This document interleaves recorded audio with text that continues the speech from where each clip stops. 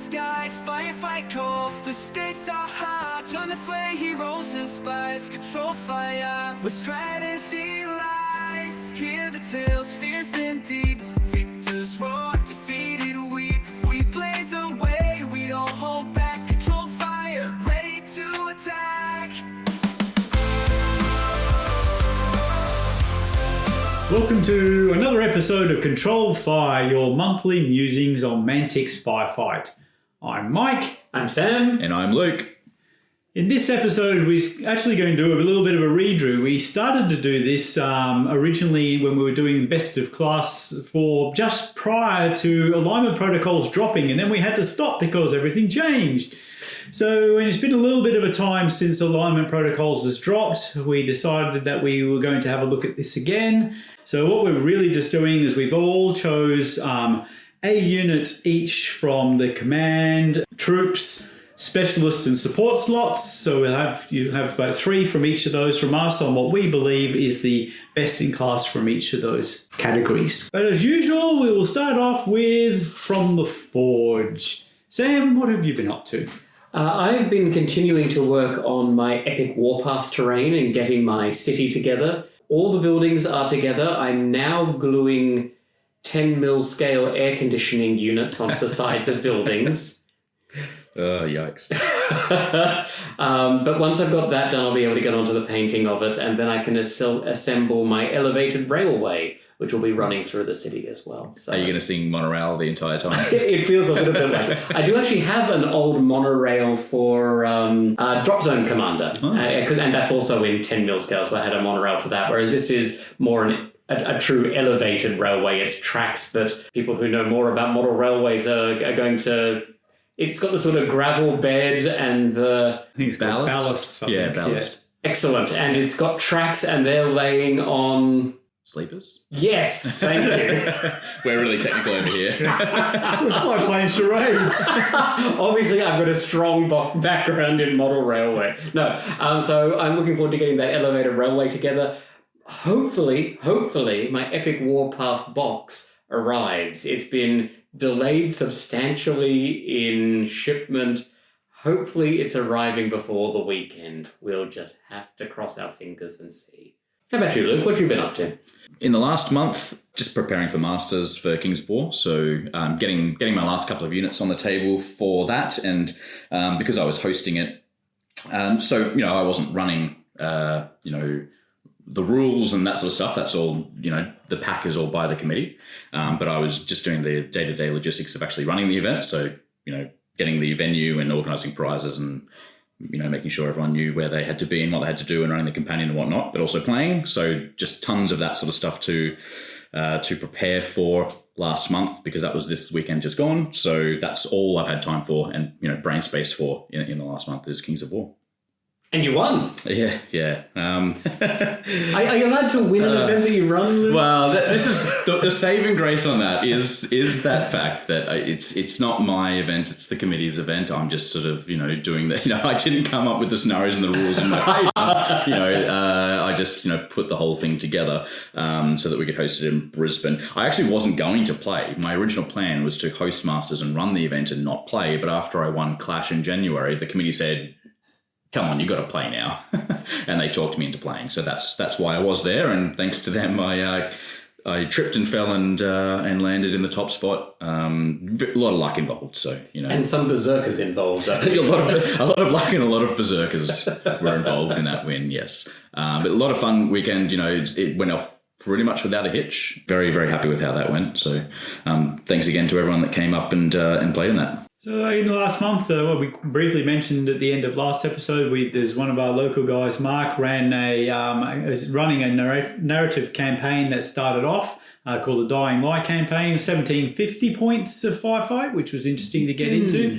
But we're also playing the narrative scenarios, which aren't necessarily balanced for tournament play, because to score objectives in that particular one, you had a 50-50 chance in being able to turn the building over to your side, one of the objectives over to your side, which was quite amusing, being a Night Stalker player, turning over the population to support Night Stalkers. But you know, that was all fun of it. It seemed to be more fun trying to roll that D8 to get a 5+ to turn the building to your side than what it was actually fighting the battle. So it was really good to not have to organise an event. So thank you very much, Mark, for doing all of that, and just being able to sit back and be able to play. And then it was a lot of fun because it was one of the narrative type of scenarios. Was good. I really enjoyed the expanded points value because you felt you had just a little bit more luxury in your list building. You can take some of those things that you're not always able to fit in. And I really did enjoy the frustrations that come from continually failing that role, where my reanimation division are carrying out a leafleting campaign to whatever kind of building, and the tenants will not be turned no matter how many pamphlets I slide under their door. Just imagining them rock up in their white pressed shirts with their ties and they're slicked over. And the black badges. Yeah. Have you considered Maison? Oh, that's awesome. We had the opposite problem. Our guys were really easy to turn, and we always succeeded. So the buildings were just chopping and changing every 2 seconds. Wow! Everybody was a fickle voter on what they were going to do in our particular match. So the buildings kept changing sides. I mean, other than that, as far as hobbies concerned, the only other thing I've been doing is actually getting a Halo set together to demonstrate with to do demonstrations with Halos. So just trying to paint them all, just a traditional blue set and a red set, just to get people going from there. Get your red versus blue? Yep. That's basically it. So let's get into the meat and potatoes of what we're talking about today. Like we said, we all chose our particular favourites, or what we believe is the best in class for the particular categories. Sam, what do you believe is the best in class for the command section? Across all of the factions, I think the best commander is the Canis command vehicle. I feel I'm being a little bit cheeky here as well because the Canis command vehicle is actually in 2 factions, but I'm kind of happy to stick with it because I think it's a great command option in both of those factions. So there's so many good things about the Canis. It comes with a green die, and that's actually pretty hard to get in either GCPS or Maison, where the Canis command vehicle lives. It has very inspiring, and we were talking about the way base size or model size contributes to expanding your order ranges. With the size of the vehicle and very inspiring, that's a very decent bubble of nerve rerolls you're getting. It also has shoot 4 on its gun, and it can take a laser cannon, which means your shoot 4 3 dice AP3 anti-tank. That's excellent. Just being able to, at 36 inches, being able to reach out and pin another vehicle. You'll gradually chip wounds off it. It's just very, very good.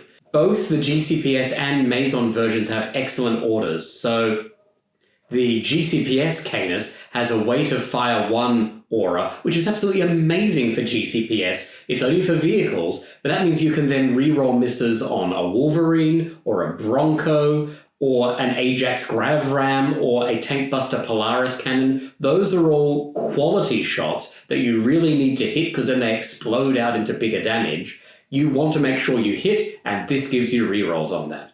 And in the Maison Labs faction review, we talked about just how good the +1 armor aura is. It's not for vehicle units, and it's only for Blackwing, but considering Blackwing are the majority of your scoring units in that list, you want them to live.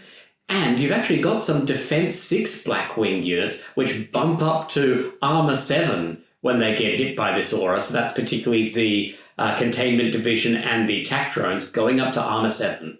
I think the Canis command vehicle is the premier command choice in Firefight. I think all those things are excellent pros, and it does. I am always a bit surprised by the green die on them, I must say. Like, it feels a bit too good on those vehicles. But there is one massive downside, is that they do still die reasonably easily, and they're hard to hide. So they are going to be magnets for the enemy's anti-tank shooting. Like, I tend to go for them quite quickly and early, and they tend to die. So, it's a great vehicle, but you've got to be able to hide it. It's very true. I mean, fortunately with the 36, I mean, I would always take the laser cannon upgrade on it. I'm not having a shoot for stat profile with a 24-inch range pinning gun. I'm going for my quality shots with that. Yeah, I agree. But with a 36-inch range, you can afford to put yourself up the back of the board and use range as your thing to keep yourself out of danger. And although they don't have heavy armor, they are 6 hit points and armor 7. That's not terrible. But I do take your point, they are hard to hide. Should also say, because they have the vehicle keyword, they can't be pinned and then lose the ability to do their aura from pinning weapons. But of course, they will if they get hit by an anti-tank weapon. Yeah, I think it's going to be target priority number 1 for any of those Wolverines camping the back corner of the opponent's deployment zone. Yeah, the only thing better than a 36-inch range gun is a 48-inch range gun. Yeah, and it does make me sad that the Marauder one's not as good because they can't take the laser cannon. They can only take the missile launcher that's like the troop one. And while I quite like them on the troops, we may or may not talk about later. It's a bit lackluster for a vehicle. It's just not fun on the vehicle. Yep, agree. I don't think generally I see them enough, although I think they're starting to catch on in Brisbane. That's probably because of you, Sam. But in there, I think people are starting to take them a little bit more. And as you're right, as I said, those things for Polaris's, particularly Wolverines, and those sorts of things, that just makes them hit that much better. And I don't think they're that difficult to hide. So should be able to get there. And 36 is, second longest range in the game, and it's not that prevalent in most lists, but I guess most people would choose it when they really want to reach out and touch somebody. Considering how hard it can be to find a third support slot for a third Wolverine, say, adding a Canis in the command and the ability to re-roll one of those Wolverine shots is almost as good. Yep. Luke, what was your choice? Well, this is always I think it's going to be a theme where I'll say, this was a hard choice. They're all hard choices. I had to go with the Commando Captain. We have spoken about him in previous episodes. He's quite cheap and gives an orange die. So a bit cheaper than I think he probably should be for his ability. But I'm not complaining. I'm not complaining at all. He can stay that cheap. And I just take one in every single list. He's the only way to take snipers in the list, which, I don't always take, but it is nice to have the option. I tend to go now with like one commando for an extra hit point, maybe 2 to keep him cheaper, and just be able to hide him in my backfield. But I have run the snipers a few times, and they are nice when they pull off a plink wound on a special weapon. And of course, the main reason why you take them is the massive pie plate of no pin. So this is even more important to get off early now that pinning can lock down your other commanders. That's a huge range to then have your other commanders be within. If you activate this guy first off and say no pinning, they're going to have to try and blaze away if they want to put pin markers on your other commanders to lock them down, which is a lot harder to do generally with 18-inch ranges on those, and not everyone has blaze away. So I think it's just a great first activation to say no to pinning and go on with your day. Well, that anti-pinning aura all by itself is probably worth it. All by itself sitting there, really. It's very hard to... I mean, they put out enough pinning and they don't get pinned themselves. We discussed that in the Marauder review that we did a little while ago. And so it's and when we get to mine, I like support pieces, and I find he is a support piece to be able to do that. And that's anything that makes the rest of your army work better is fine by me. And he's 70 odd points without upgrades. I think we may have discussed it in the Marauder faction review as well. Obviously, you want to be turning on that aura early in order to prevent the other pins, but you do then potentially lose some of the, in later turns, that early turn impetus where you really do need to get some early activations in with other units. Going to him just in order to turn on no pin, sometimes it's the right call to make, but sometimes you prefer to be doing other things. If you do have the 2 snipers with him, though, you're not feeling that's entirely wasted just to turn on his aura, because he could also blink out a couple of sniper shots. Also, with him there and some snipers, it's a great one for controlled advance because they can sit on a backfield objective, activate, put out some shots, and know that they're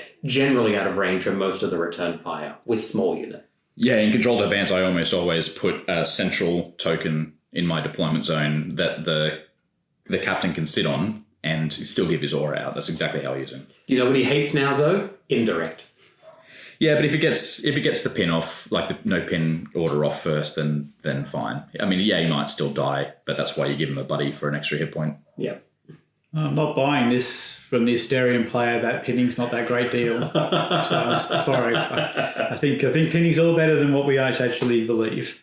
My choice is a little bit cheaper, but I've gone for, we did the review recently and I've gone for the Progenitor. I said it's one of those things that's a support piece, but I really think that it's, at least here in Brisbane, it doesn't seem to be used as much until Luke decided to pick up the rats. And the fact is just being able to give all those people stealthy and cover to the rest of your units to try to get them across the board and he's only 60 points with the launcher that he needs to be able to do that.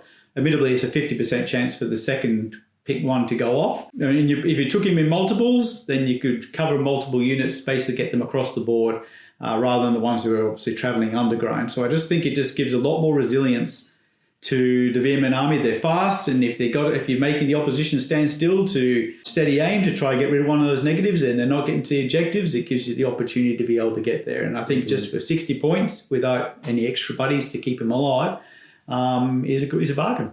Yeah, and he was one that I considered for my best in class for command as well. The reason I went with the commander captain is because I would pretty much take the commando captain in any faction if he was available with almost any build that I would do in that faction. Whereas with the Progenitor, I like to run two of them in particular just to get more of that around. And with the way that I play VMM, that works really well for me. But not every build in every army would necessarily want to spend command slots on that ability. So that's kind of why it got edged out for me, but he would probably be my second choice. Like I said, I run two in every VMN army. I can't get enough of it. I think it's interesting that we haven't gone for some of the more expensive commanders for some of our picks. Like the Progenitor is one of the cheaper commanders in the game, at only 60 points with his upgrade. But just the utility he brings as a force multiplier in order to keep your other troops on the board, he really earns a slot. Yeah, and his ability lasts beyond the turn, potentially. So it's until that unit next activates, which is extremely handy for rolling over to the next turn, and you might need to protect something from their first activation. That's a -2 on shooting if they don't steady aim. So it's fantastic. Yeah, I think that's the only downside on it. He's a little tricky to use because of that until your next activation bit. So, but I think he's still a great piece. I mean, in the previous edition, I did choose a rather expensive commander, but he got hit with the stick and his aura halved, so we can't take that anymore. So I didn't take it anymore. That could be, mate. Yes, yeah. So I chose something a little bit different this time around. So shall we chat on some troops? We should chat on some troops. Well, my troop... this is going to surprise absolutely no one because I always rave about these guys. So obviously, I think they are one of the best units in the game. It is the Maison Labs Reanimation Division. They are an amazing all-round unit. So they're only Assault 5, but with 3D AP1 Seismic, means they're not slouches in combat. They have a 1D AP1 It Burns weapon at 9 inches only, which means they're not bad at shooting either, like jumping out of vehicles or just advancing up. They're Armor 6 with Resilient 2, which is absolutely why you're taking them. So it makes them near impossible to shift with easy access to Medic so that they're coming back frequently, and with Expert Surgeon in there as well, so you can bring them back for...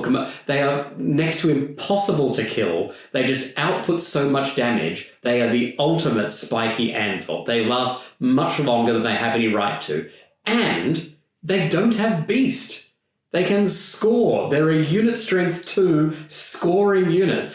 They can be further improved by drones if you want to. Like you can give them additional speed by adding Handler in. You can also do some shenanigans with the biotech drone in order to give them medic in the unit and invigoration so they can do really long advances and then throw out those stinger bolts. They can just do so much. They are very, very good.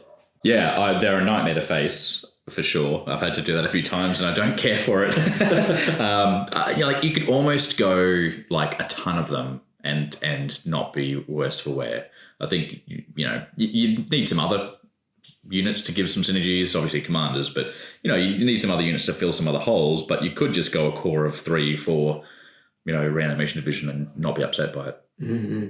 Marauders with Armor 5 Resilient 1 are annoying enough. These guys are Armor 6 Resilient 2. No. And it's also the medic in there as well. Yes. So even after you finally manage to drop one, the infected lab tech nearby goes medic, or the chief scientist goes medic and and brings one back. Then goes expert surgeon and brings another one back. And after they're healed, you can turn them construct and remove the pin and keep going. Is a great call as well, because when they do have construct, if you happen to use more machine than man on the Cyborg Prime, then they are no longer eligible for medic. You can't medic a construct. No, excellent point. So my pick for troops was I went a bit of a different angle. They're not necessarily the best troop. I think they're the best troop. So you know, Are you as confused as I am? they are the quintessential of all the quintessential troop units. When you think what's a basic troop in this army, I think they're the best for what's a regular middle of the board stat line that's an unlocking troop unit that can move and shoot and do all those things that troops do, take some special weapons. I like these guys the most. There is a bit of a risk when we're looking at these at always gravitating towards enforcers for best in class, because they are kind of the best, but they come with a price tag that makes them, that does balance them out. So, I did think of enforcer operatives because of the 2 missile launchers being very good there, but they are also expensive. And, enforcers should be the best in class for almost everything because they're so elite. That is their shtick, right? But I like the commandos because they're just really good for that basic troop that you want to put down to score objectives, to put out some wounds, maybe give them a special weapon or two. They've got great special weapon options in HMGs and can take 2 missile launchers. I really like having a unit with 2 missile launchers now that they can. Hooray, alignment protocol. Yeah, because they can put out 4 shots AP2, anti-tank, anti-aircraft, and then they also get the explosive rounds order that lets them sort of make those blast into cover or buildings. So that's a really cool unit to take as well. And really the key thing here is, when I think about list design in other armies, while there tends to be some units that I would take as my core troops to unlock other things in most armies, I can envisage other playstyles that would use other units and not the same units all the time. I think most armies have different builds you can do that use completely different troop choices. Yeah. You would struggle to find a Marauder player that's not running commandos. They're just so key and core to that army that everybody takes them. Like, yeah, some people have done the All Brawlers, but that was even like prior to command protocols. Some people have done the All Brawlers. Not me. I've always had commandos, but I know someone that did All Brawlers. So they're in every single Marauder list. They're a very good basic troop choice for what they are, and they're sturdy and reliable. I absolutely agree that they are great all-rounders, and it's also because it's not just that they're reasonable at shooting, they also have 2 attacks each if they get to melee. Which can get AP1 on that as well. With an order. Yes. Yeah. There's no problem that you don't mind throwing Marauder commandos at. If we are looking for an Omni tool, which is going to fix most problems that you push them towards, I think Marauder commandos do fit the bill there. Yes, Swiss Army knife. I mean, for 100 points, you can get 10 bodies. If you don't upgrade their special weapons, like you can just take 10 of them. I've already said, Armour 5 Resilient 1s can be pretty annoying to get rid of at the best of times. It's only 100 points, and it's a reasonable blob to try to get rid of. And key, they could take HMGs. And because they're so prevalent in the list, like you getting a fair few HMGs, I think some armies, when you want to get a lot of pinning weapons in there, you're starting to make concessions. With Marauders, you can just go, you know what, all of my troops are going to be commandos with HMGs now, and you wouldn't hate that. I know we spoke about it in the Marauder faction review, but it kind of messes with me that you can't bring them back. I think just because I'm used to playing Asterians with remote robotic reconstruction, where you can bring models back, Plague, where you have infection and regeneration, Maison, where you have medic for days and expert surgeon, GCPS, where you have your medic in the middle of your line bringing stuff back. But once Marauder commandos die, they're dead. Maybe this says something about us, because you only play factions where you can bring your troops back, and I only play factions where you can't. It should be no surprise for anybody who knows me, or even anybody who listens to this podcast, that what I've chose. If Sam was cheating to choosing something that could be only taken in 2 factions, I chose something that can be taken in 4, and it is the Mule. I do complain about it a lot. It's 12-15, but it's capacity 6 transport for only 45 points.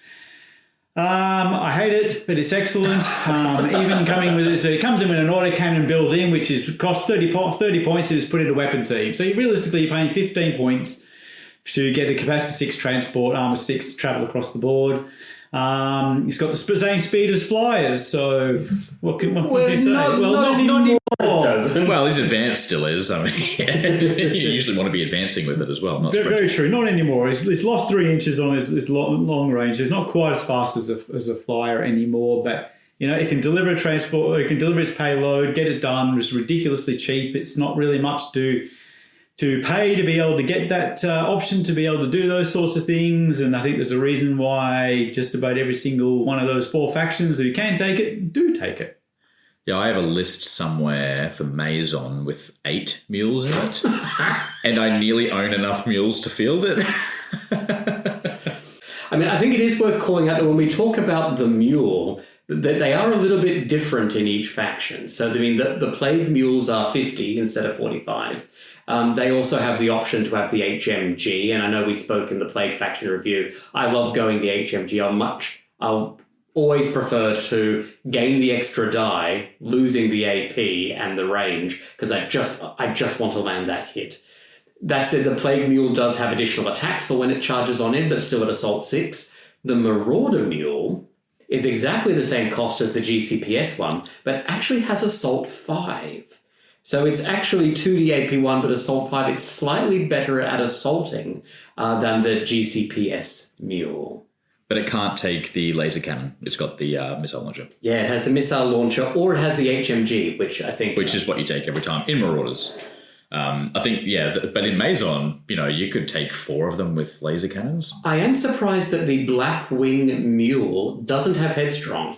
I would have supposed, just like the Blackwing Bronco, for example, where it's more expensive than the GCPS Bronco, that you'd actually put a few extra points on it and have it as Headstrong. I'd rather not. Oh, I'd rather not as well. I'd much rather keep it cheap without Headstrong. But I'm just thinking in terms of Blackwing theme, most of the Blackwing stuff is Headstrong and also more expensive often than their GCPS equivalents. Well, I mean, I'd rather not, just so that people aren't rolling Headstrong on a mule you've managed to pin so they can get it towards you, unload the payload and charge you, right? Like, that's the obnoxious thing. If they are able to unpin, all they've given themselves is 3 extra inches of move or a shoot action. Yeah, so the shoot action with pinning, right? So pinning something and then charging out onto it is what you don't want them doing. That's why you want to pin them, so that they can't do that. I think I'd much rather just save 5 points, but fair enough. I'd rather just destroy it straight up. Well, we're on to the specialist selections and the smorgasbord of choices that we have there. I guess I'll be leading off this time round, and might be a bit of hate on the old Marauders, but I've gone for the Ripper Rainmakers here. For 110 points, you get 2 models, but those 2 models have got 8 dice at AP1 and 2 dice of AP3 and a single one that AP1, which also pins. And plus, out of all of that, you get targeting systems. So if you want, you can shoot all of those at completely different units if you wish. 110 points, they're fantastic in the fact that they got all that shooting there. Yes, it's at 5s, but that's Marauders for you, unless you're a Hulk, which is something you learned how to shoot.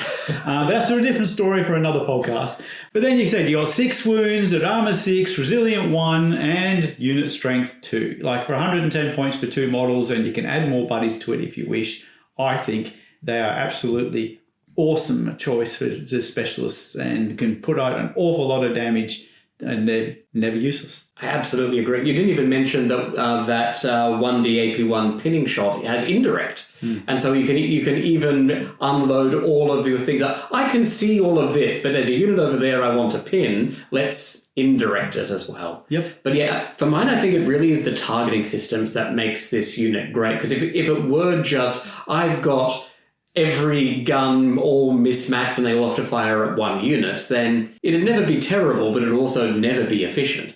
But targeting systems means that you're able to go, I'm going to plow all of my anti-infantry shooting in over here and put my anti-tank over there. Or I can only see this unit, so I'll put all the shots that I'm going to see here while targeting system indirecting over there. You've got so many options with the unit. I feel there's never a bad number of these to take. They are so versatile in the kinds of threats they can be targeting The only downside to them is their cost, and they're not that expensive for the amount of shots and the amount of durability they bring in a scoring unit at unit strength 2. Yeah, I always take them, but I take them as buddies for the leader. I've never run the normal unit, which is probably why I wouldn't have picked them in here, because I think, ironically, the thing that makes them not the best in class for me is the fact that you can just take them in another slot. But yeah, so like the perfect range to be away from something, if you want to put everything into one unit with these guys, is between 12 and 18, because it's an indirect missile launcher. So, but between 12 and 18 lets you get every single shot onto a unit, or you can just targeting systems. And the common ways that I do those are to just throw the 2 pinning dice at something I can't see, because I've got them in the leader slot, and there's only 2 rainmakers in the retinue, and then put the rest of them into something close. Or I go, hey, I want to shoot something with heavy armor, so I'll put the AP weapons and the missile launchers into that unit, and then all of the regular shots into another unit closer. And also key, so obviously they've got the armor 6 resilient 1, but it's the 3 wounds each that really does it with this unit. So a lot of devastating is going to be devastating 2, or it's going to be D2 plus 1, so there's still a chance. And 3 versus the 2 on something like the grunt bots means that you've actually got a lot more chance to survive, big heavy firepower coming your way. D2 plus 1 and devastating is actually pretty rare. It's nearly always D2 or plane 2. Yeah. So they can survive those, because the fear with multi-wound models is always getting hit by devastating, particularly when they're this good at dishing out firepower, they're going to be targeted. Mm-hmm. So being able to actually weather some of those devastating shots is very good. And at height 3, they're likely to be able to be targeted as well. Yeah. My other option was Forge Guard, and you were saying before about taking units with leaders, etc. So it's the same thing. The reason why I didn't choose Forge Guard is because I normally take them with Huskal, and I didn't choose the Huskal as a unit to be able to choose for the commanders, which was the obvious for the hints for people who didn't pick it up before, was what I chose last time. So it's interesting that some of these support options that might be better off being taken as in a different slot. Luke? When we were going to record this episode last time, it was going to be Night Terrors with the heavy chem thrower, but they're still great. They've got a minor nerf, but I've decided to change over to Peacekeeper Defenders. I was saying before, we run the risk of everything, all of the selections being enforcers because they are very elite, but these... I actually make a lot of lists in a lot of factions without any or very few specialists. And when I do take specialists, they tend to change depending upon what troop or support options I'm taking and what gap they need to fill. Whereas in enforcers, I always take this unit. It's a linchpin for me because being an elite army with the defensible, you're going to be finishing activating before your opponent does. So it's very hard to deter all those charges. And these have 3 ways of deterring charges, right? They can take a pinning gun, so they can pin people so that they're not as good at charging or can't at all. They've got defensible, so they can pretty much always have their charge reaction, and they're just really hard to kill. So a lot of things aren't going to want to charge them because they're just very hard to kill, and you're likely to lose against them. And with the Dominators now being trademark, each of them has a 3 dice AP1 shot that can be used with just about every order in the list. And even if you're not spending orders, they're probably, if you're not spending points on orders specifically for them, they're probably near a Peacekeeper captain, and they're getting Firestorm for Vicious and Way to Fire 1 anyway. So they're just always really high quality in everything that they do. And in particular, so the good strategy with these guys is you move them forward on turn 1, and then you give them the extended range on their Dominators, and you shoot someone in their deployment zone that wasn't expecting to get shot with 12 high quality shots. And then turn 2, you just use the other order that lets them shoot at 2 different units with their trademark weapons, and that's high quality shots at 2 different enemy units in one go. Amazing unit. That sounds like your 4th way of deterring charges is just using their sheer volume of fire to kill anything which could potentially have charged them. Yes. Yeah. Very solid unit. Mm-hmm. I mean, you haven't even spoken so much about just how tough they are to remain. I guess you mentioned that they are hard to kill, but they're armor 8, resilient 1, 2 hit points each. Yeah, the 2 hit points is the downside. That's the big key. But I've got other units that I'd rather them not be shooting with their anti-tank. So if they have to send them into this unit, so be it. Yeah, I mean, they are a prime target for things like chromas and so on, which are AP5 devastating too. Yeah. It is that 2 hit point thing, which, as you said before, the Ripper Rainmakers don't suffer from as much because that 3rd hit point means that they fear the devastating a bit less. Yeah. Since the alignment protocols, I've only really played Enforcers once, but I do like putting 3 of these guys into like an Arbiter and then rushing it up the board, dropping them on objective, and then come and take it. It sits there and on the lines, as you said before, they've got control fire, they've got advanced training, so they don't need to have a leader nearby. You come at them, or the control fire with defensible, they control fire you, and then when they're in combat, there's still no slices, there's still assault 4, they've got 2 dice each at AP 1.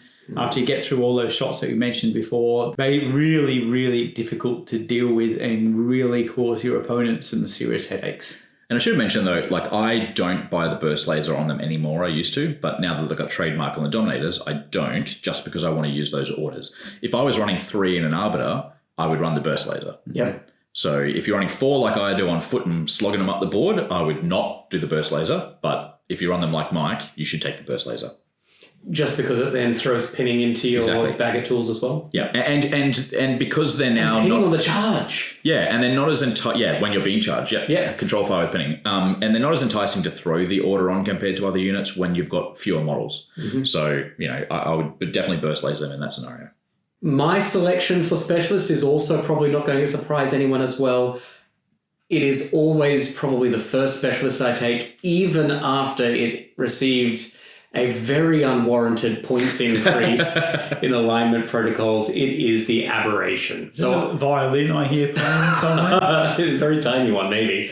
I frothed over this unit during the Plague faction review. So to quickly recap why it is so good. Because it's a Specialist, it gets cheaper access to the Infection Order over things like the Plague Lord and the Corruption. So that means you're able to, with its Armor 7 and loads of hit points, bring all those back. I obviously don't like things dying. It hits like an absolute truck with 6D AP4 anti-tank at Assault 3. When it gets in there, it hurts. And if you aren't healing it back in a turn, you can also be giving it Frenzy so that those very high quality attacks hit, and Toxic so that all of that damage can multiply out. It is very hard to kill with Armor 7 and Regeneration.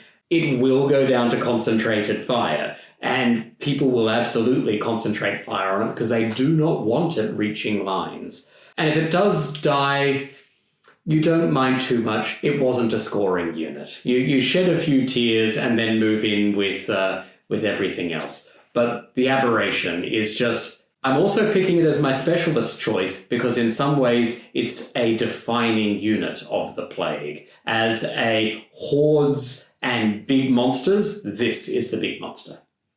And apparently I look like an Aberration.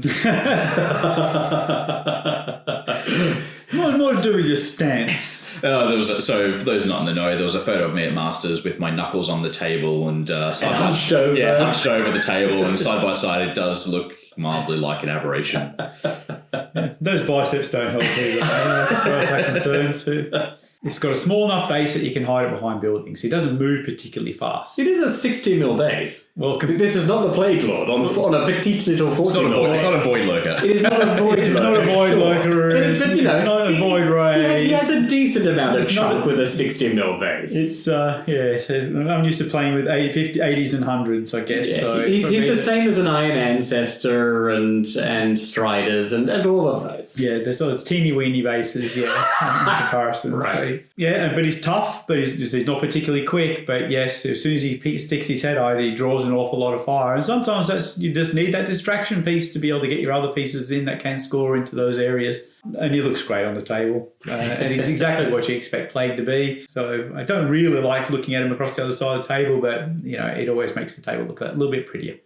Yeah, I usually remove them from the table on turn 1 or 2 because I don't want them getting anywhere near me. That thing has to die first, and it is really sad when you're facing that and you have to put so many shots in it to take it down. And meanwhile, the zombies just get into your lines because you've had to ignore them.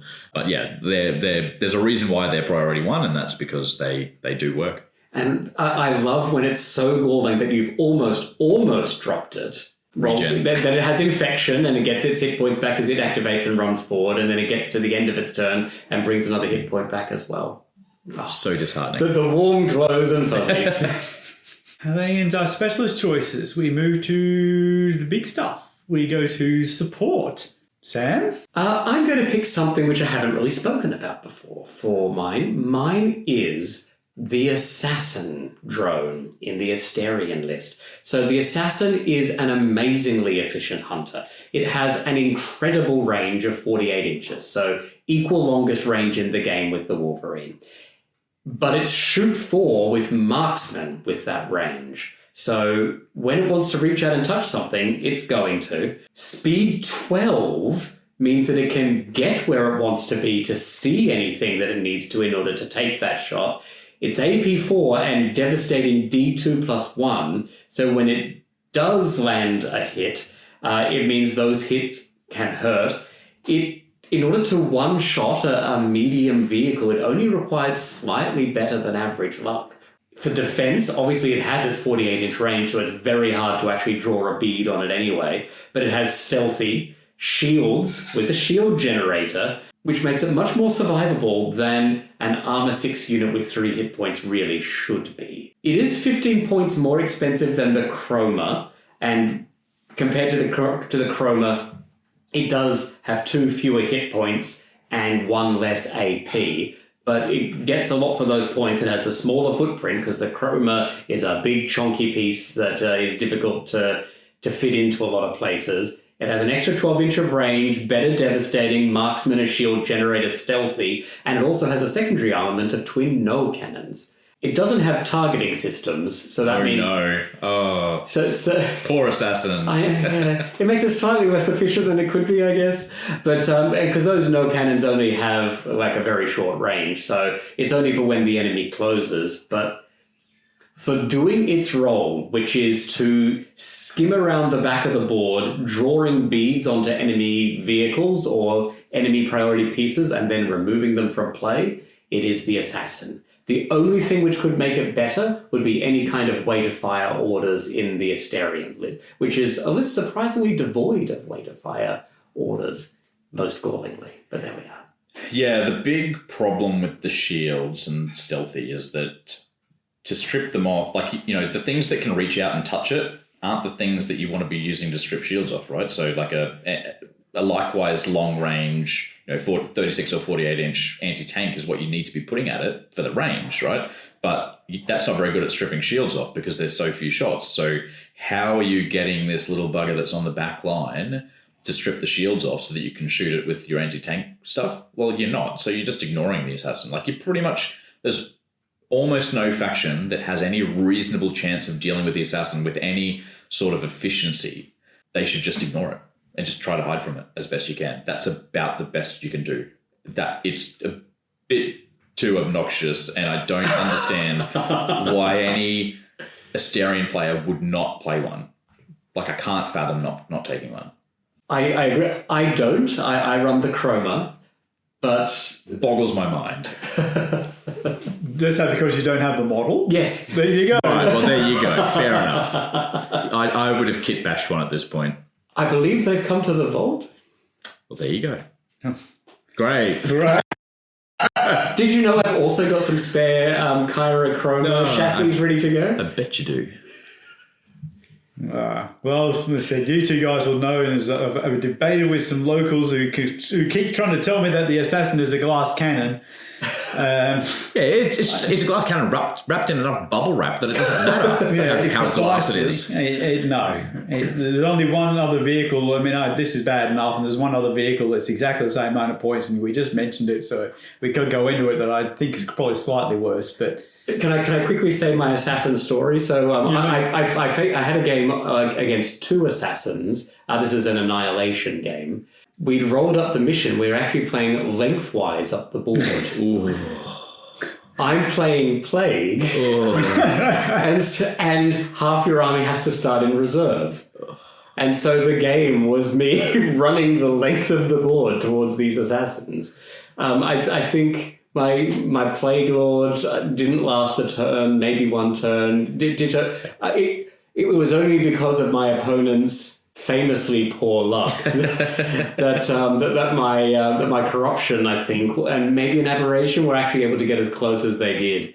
It's also where I was lamenting the reduced 3-inch speed on the mule, because I could really have used just a little bit of extra leg in order to run the entire length of the board.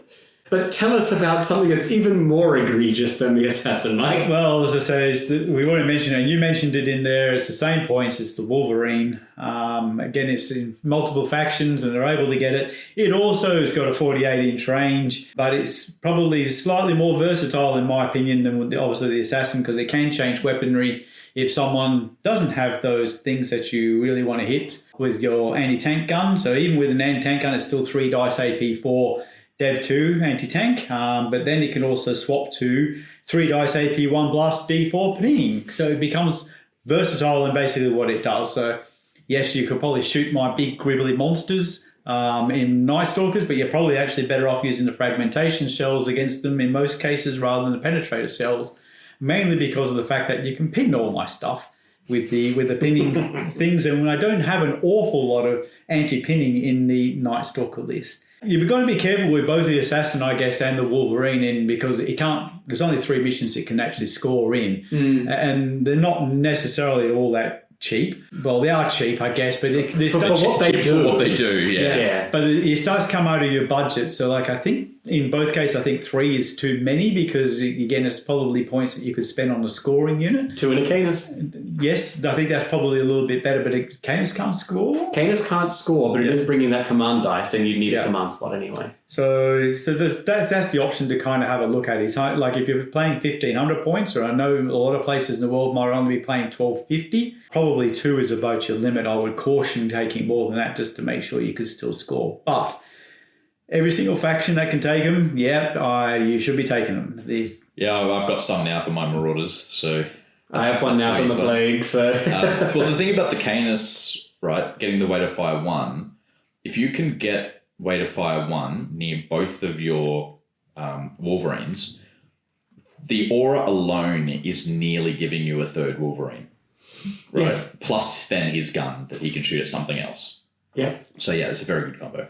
I was also thinking, because we have 2 48-inch range guns, who would win in that shootout between the Assassin and the Wolverine? The Assassin. If it's one-on-one, the Assassin. Yeah, one-on-one, the Assassin every time.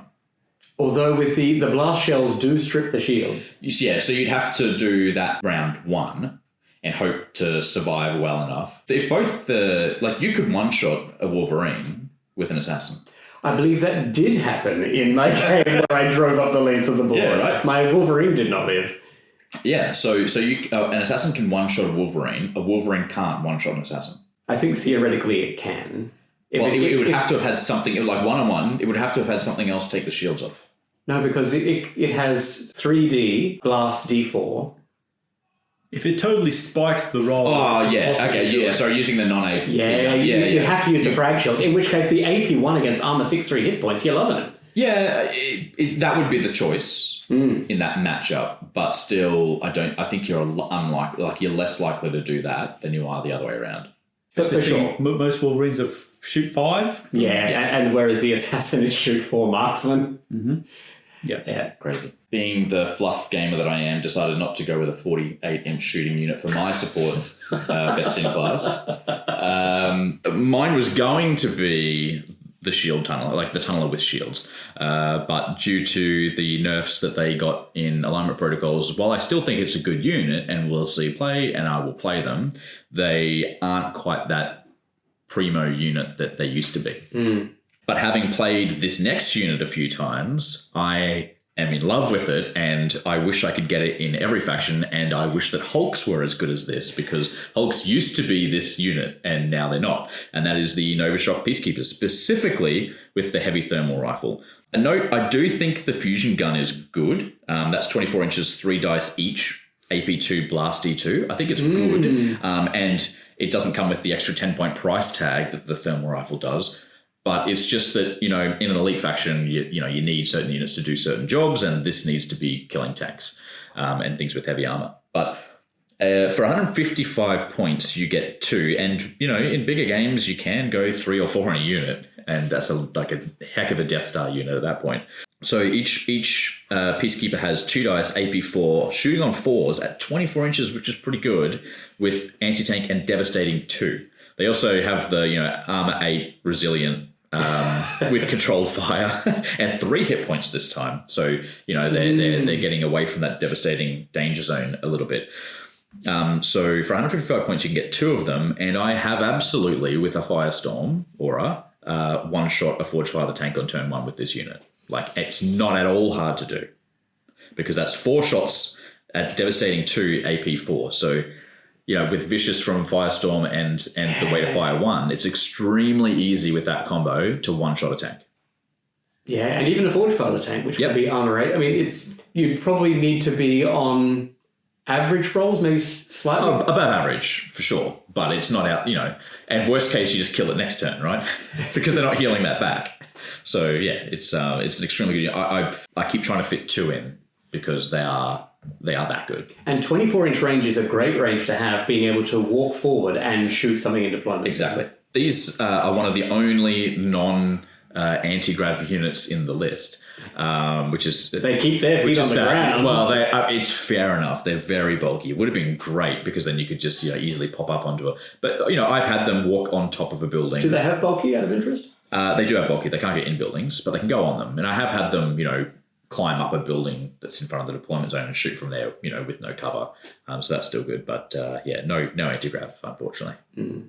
No, they're really good. I'm stuck on the Forge Father tank's got armor 8. Well, yeah, most tanks are freaking armor 8. There's nothing different with a Forge Father on that one on there. It's the grumpy Forge Father player sitting in the corner over here.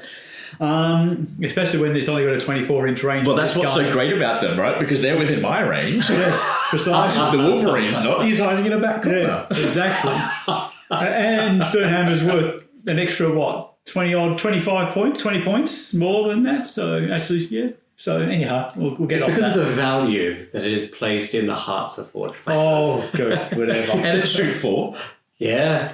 But this is and easy access to Way to Fire. But anyway, back to the Sternhammers are shots. great. Yeah, they're great. I've looked at those yet. I have some. I haven't painted them, and that's my little thing where I prefer to have a painted unit on the table. That's personally my choice. So I have them, and I haven't painted them, and I will use them soon once I get that done. And you've faced Novashock, Sam. What do you think of them?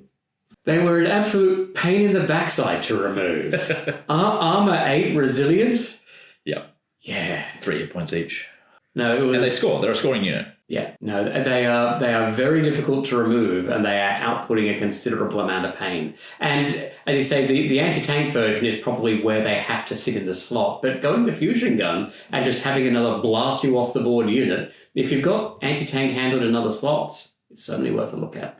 Yeah, they will be replacing my Arbiters when I get them onto the table for sure. Because mainly because they're in the same slot for that. The trick with the heavy fusion gun though is it's only 1 more dice and it's half the AP, but they've got the blast E2, so it's like I got caught out by this with Dread Ravagers. Because I always looked at Dread Ravagers going, oh, they seem good. I think people are sleeping on this unit because it is a shoot 4 unit in Night Stalkers, and their heavy void cannons are 3D AP2 blast D2 plus 1. Yeah, but they can get they get an anti-tank one as well. And they can have an anti-tank one as well, but I faced that heavy void cannon not expecting it to be as ruinous as it was. And because they're also on a stealthy 5 hit point base. They're surprisingly difficult to remove with all of the Night Stalker healing shenanigans as well. And absolutely there is the null cannon with the 18-inch 2D AP5 anti-tank devastating D2 plus 1. I think that's excellent too. I guess I'm saying I think people are sleeping on the Dread Ravager, and I was surprised by how good the heavy void cannon was, and that's kind of the same role as the heavy fusion gun. Yeah, but I think in the Night Stalker list, there's not a lot of units with that kind of parity of troop removal. Whereas in Enforcers, with all the Dominator rifles and whatnot around, like they're not short on things to rip through troops. Yeah, you're not hunting for, gee, if only I had a gun that can remove large amounts of enemy infantry. Yeah, you just take a full unit of jet bikes and watch everything melt in front of them, So you would take Dread Ravagers over Mind Screechers? 100%. Oh, yeah. I would take the Dread Ravager AP one over Mind Screechers myself. Honestly, I was surprised by how badly the heavy void cannon ruined my force. 3D AP2 blast D2 plus 1. I think it's just because I use Per them Ravager. different. Like Per Ravager. Yeah. my list has no trouble getting to people to reach out and touch them. So Sure, but this is something that you can do at range 24, so you can step out of your deployment zone and hit something in theirs. I can charge 27. Well, sure, that leaves you exposed out there. This is something that you can do while being in cover with stealthy on a armor 5 hit point base that you then heal. Like I said, I was honestly surprised how good these were. I get it. I do sort of get it. But so my mind screechers hiding behind the building so you can't see them, and they're shooting straight through it. But anyway, besides, Which is I don't have so very- fun. I love Yes. Peter tested that, and I had, I think, 2 units of 2 or something, and I think they both got their place, and I get what you're sort of saying though. But The Dread Ravager will kill more, and it is 15 points cheaper. yes, but it's got to be in the open where my screech doesn't. It also has 6-inch more range for... Anyway. We're not talking about these because we're not saying the Dread Ravager or Mind Screech are best Very in true. class. Would you have said the Mind Screech was best in class? For at this stage, actually in the podcast, people can actually have a listen and see what day in the life of the Control Fire podcast crew is like. This is the bickering behind the scenes. when we get together, this is what it's like. When we talk on our messenger chat, this is what it's like. But with more gifts. Yes.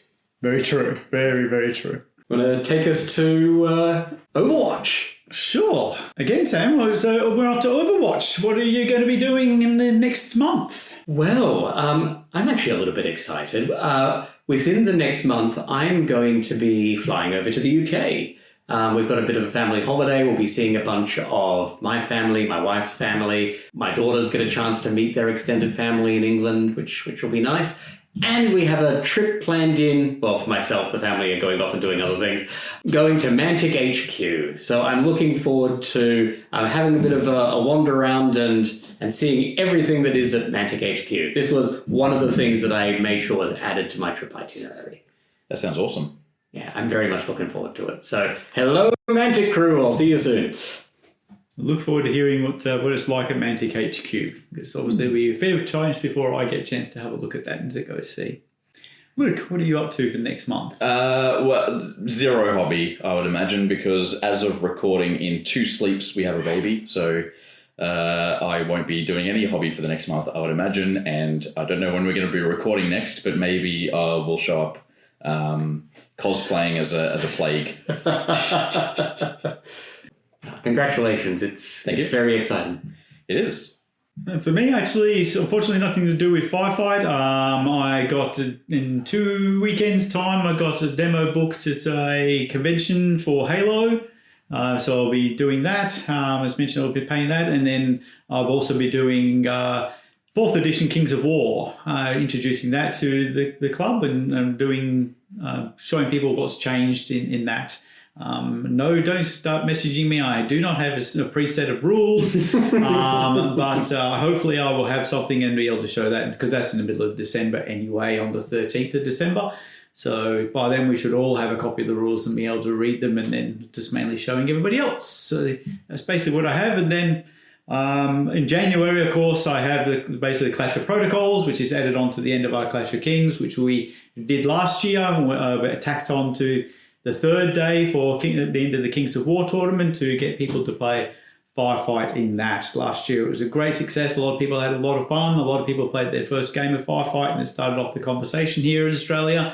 And a lot of people have been painting models from I've seen posting in the various Fanatics pages. So looking forward to seeing that again and seeing what people bring this time around. Wonderful. I think if I go, I might play in Forces. I probably won't go because, baby, but maybe I'll take in Forces. It's a very small army to pack, if that's Exactly, the case. 100%. I'll be taking my Night Stalkers because I can play them in both Kings of War and Firefight. Good call. So, well, that brings us to the end of the episode. Remember that resilient makes anything better. 48 inches is better than 36 inches in your ability to be able to unleash controlled fire. Hear the tales, fierce